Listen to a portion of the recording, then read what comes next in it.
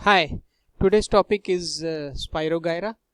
Spirogyra is a filamentous alga which belongs to group Chlorophyta.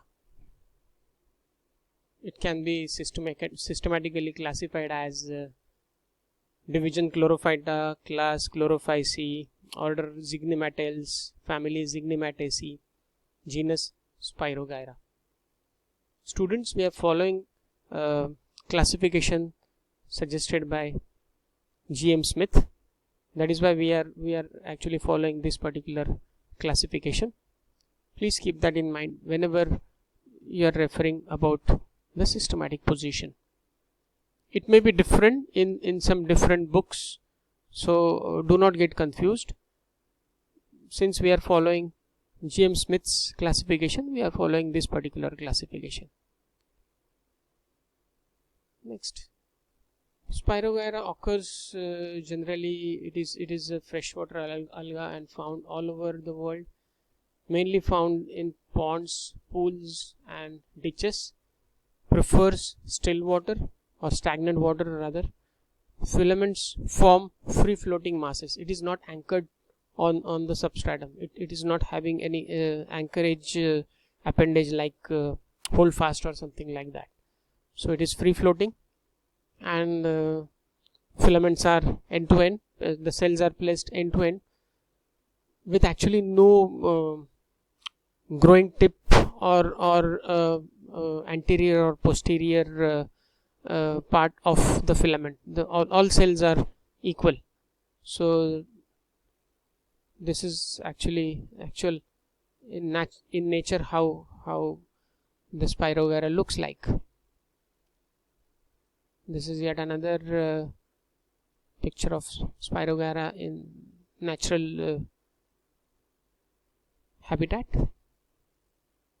This is actually taken somewhere around at the end of the season. It appears like that. Spirogyra structure of thallus is like the plant body is filamentous. Filaments are unbranched. Cells are rectangular, more in length and less in breadth. And they are placed end to end. All the cells are identical. So as I told you earlier, there is no anterior end or posterior end in a filament. There is no base or apex. The filaments are covered with mucilaginous sheath. We'll see that sheath in detail in forthcoming diagrams. So this is what is a diagrammatic representation of Spirogyra filament. This is what is mucilaginous sheath which I was talking of. This is one cell, second cell, third cell, and they are placed end to end, more in length and less in breadth. They are rectangular. If you take a section through this particular plane, it appears like this. So this is actually TS of filament. When you take a TS in this particular region, it will appear like that. So this is what is its nucleus. These are cytoplasmic strands holding the nucleus in the center. This is chloroplast, a ribbon shaped chloroplast. Actually the chloroplast forms a spiral shape. That is why it is called as Spirogyra. The name Spirogyra is just because it shows the spiral structure of chloroplast. It is the chloroplast is maybe is present. Maybe it is a single chloroplast, or maybe sometimes there are two copies of chloroplast within a single cell. This is actual photograph taken under high power of light microscope. This is actual microscope field. How the whole mound looks like under low power of the microscope, and this is under high power of the microscope. The Spirogyra cells or cell structure, the cells are cylindrical in shape. The cell wall is made up of two layers of cellulose. Cytoplasm is peripheral. Large vacuoles which is traversed by cytoplasmic strands, and one or more spirally arranged ribbon shaped chloroplast with unsmooth edges.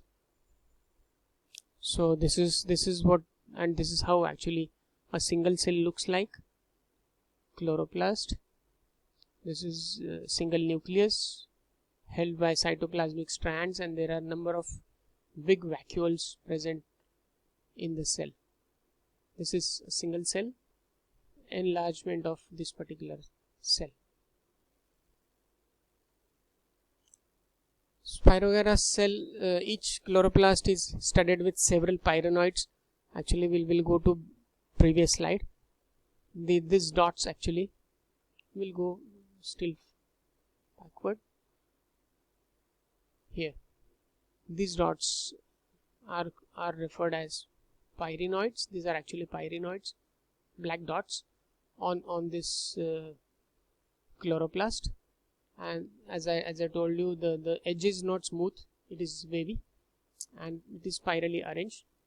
So we'll come again back to this particular slide.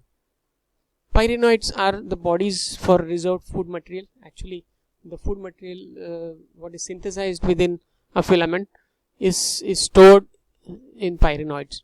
That is what is its structure. Each cell with one nucleus which is suspended in the center by cytoplasmic strands, and the nucleus contains a large nucleolus. And something more to be told about pyrenoids. Pyrenoids are basically the inner core of the pyrenoid is made up of protein. It is proteinaceous, and outer side you will find the deposition of starch molecules or starch granules, which are deposited as they are synthesized in cytoplasm. They are deposited on this pyrenoids. So basic structure is like it is made up of, inner core is made up of more proteinaceous and outer core is made up of more starch or carbohydrate.